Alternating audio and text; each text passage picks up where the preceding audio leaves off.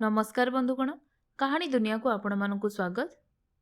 आज चलतु शुणा जनमामूर आउ एक कहानी जार ना है अदरकारी। मणिपुरर रामबाबू तेल व्यवसाय करुथिले। सेथिरे बेस 2 पैसा आय करी सुखरे बसवास करुथिले। स्वभाव से दरदी थिले और समस्त को साहाय्य करने सुख मणुथिले। जाळेणी पई से गोटे भल व्यवस्था करिथिले। से बजाररू पूरा सुखिला नड़िया मान किणुथिले।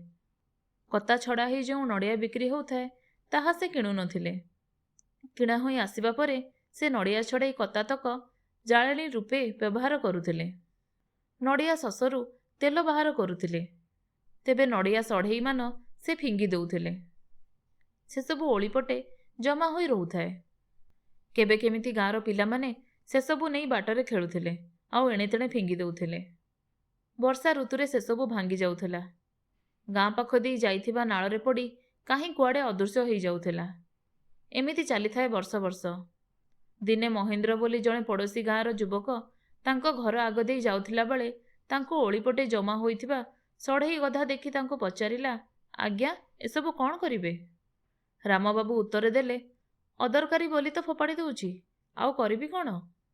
महेंद्र कहिला, ताहेले मु एसबु नहीं पारे? अवश्य यत्किंचित मूल्य देबी। रामबाबू आश्चर्य होई ताकू चाही रहिले। महेंद्र टिके अप्रस्तुत होई कहिला, ना ना आपणकर प्रयोजन थिले मु नेबी नाही। मु भाबिली बोधहुए एसबु एमिति पड़ी रही नष्ट होइजिवो, तेणु मु नहीं जीवी। रामबाबू पचारिले, तुमे कौन पिला हैच जे सढ़ेई नहीं खेलिबो? महेंद्र कहिला, ना आज्ञा मु खेलिबी किया, कामरे लगाइबी। सेथिपाई तो कहूची यत्किंचित मूल्य देबाकू मु प्रस्तुत। रामबाबू हसिले आउ कहिले, ना ना मूल्य देवा आवश्यक नहीं। अदरकारी जिनिसर पुणी मूल्य? महेंद्र किंतु अल्प किछि पैसा देई कहिला, आपणक पई सिना अदरकारी, मो पई दरकारी। अतएव यत्किंचित ग्रहण करंतु। तेणिकी प्रति 15 दिन रे थरे आसी महेंद्र अखा भर्ती सड़ेई नहीं जाए। 6 मास गला। रामबाबू आउ तार देखा पाइले नहीं। सुनिले महेंद्र कुआडे निज गाँ छाड़ी अन्यत्र चली जाइछि।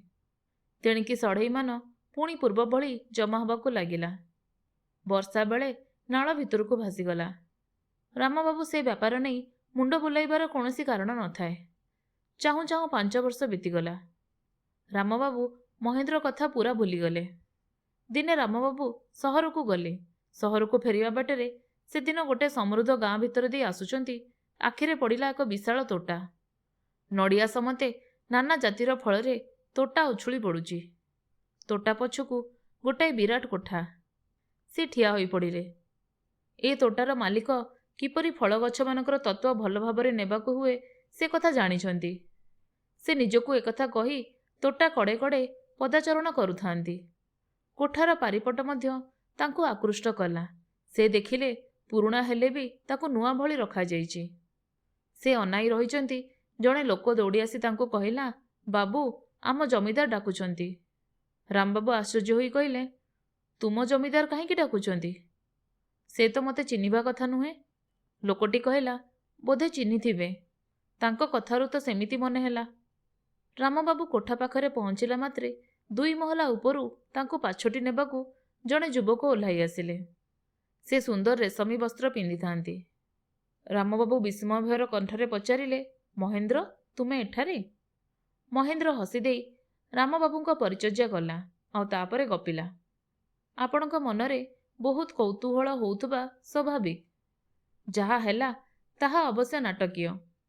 दिने जमीदार हरिसिंह आम गाँ दे घोड़ा गाड़ी रे जाउथिले। गोटे गात जोगु गाड़ी ओलटी पड़ुथिला। दैवकू मु सेठारे थिली। गाड़ी को धरी पकाई मो शक्ति देई सड़ख करदेली। जमीदार घबड़ाई जाइथिले। मु ओ सहिस तांको धरी पुणी गाड़ी रे बसाइलु। मु तांको साथिरे तांको घर जाए अर्थात ए जाए आसिली। बाटरे से मो ठारू आम घरर हालचाल सुनिले। मो जेजेबापा छोटिया जमीदार थिले आउ हरिसिंह परिवार सह आमर संपर्क थिला। मो बापांको समय को आमे गरीब होई जाइथिलु। हरिसिंह मो परिचय पाई मो अवस्था जोगु दुख प्रकाश कले आउ मते साहाय्य करबाको चाहिले। मु कहिली कि मो बुद्धि थिले अदरकारी जिनिसरु भी मु बेपार करी उन्नति करि परिबे। बुद्धि नथिले ସାହାଯ୍ୟ ଦେଲେ ବି ସବୁ ବୁଡ଼ାଇ ଦେବି। ଜମିଦାର ମୋତେ କହିଲେ, ସତରେ ଯଦି ମୁଁ ଅଦରକାରୀ ଜିନିଷରୁ ଆୟ କରି ଦେଖେଇ ପାରିବି, ତେବେ ସେ ମୋତେ ତାଙ୍କର ଏକମାତ୍ର କନ୍ୟାଟି ସହ ଅତି ଆନନ୍ଦରେ ବିବାହ ଦେବେ। ଆପଣଙ୍କଠାରୁ ସଢ଼େଇ ସଂଗ୍ରହ କରି 2 ଗାଉଁଲି ଶିଳ୍ପୀ ସହାୟତାରେ ସେଥିରେ ନାନା ଜିନିଷ ତିଆରି କଲେ, ଯଥା ଖେଳନା, ମୁଖା, ଡଙ୍କି, ଗିନା, ଆହୁରି କେତେ କ'ଣ। ସେସବୁ ରଙ୍ଗବେରଙ୍ଗର ଜିନିଷ ସହରରେ ବିକ୍ରି ହେଲା। ଯେତେବେଳେ ଜମିଦାର ସ୍ୱୟଂ ସହରକୁ ଯାଇ ମୋର କୃତିତ୍ୱ ଦେଖିଲେ, ସେତେବେଳେ ସେ ତାଙ୍କ ସର୍ତ୍ତ ରକ୍ଷା କରି ମୋତେ କନ୍ୟାଦାନ କଲେ। ସମ୍ପ୍ରତି ତାଙ୍କ ପରଲୋକ ହେଲା, ଆଉ ମୁଁ ତାଙ୍କର ଏ କୋଠାରେ ରହିଛି। ରାମବାବୁ କହିଲେ, ଭାଗ୍ୟର ବିଚିତ୍ର ଗତି ସାଙ୍ଗକୁ ତୁମର ଦୃଢ଼ ନିଷ୍ଠା ଓ ଆତ୍ମବିଶ୍ୱାସ ମିଶି ଏ ମଧୁର ଘଟଣା ସମ୍ଭବ ହେଲା। ମହେନ୍ଦ୍ରର ଅନୁରୋଧ ଏଡ଼ାଇ ନ ପାରି ରାମବାବୁ ସେଦିନ ତା ଆତିଥ୍ୟ ଗ୍ରହଣ କଲେ।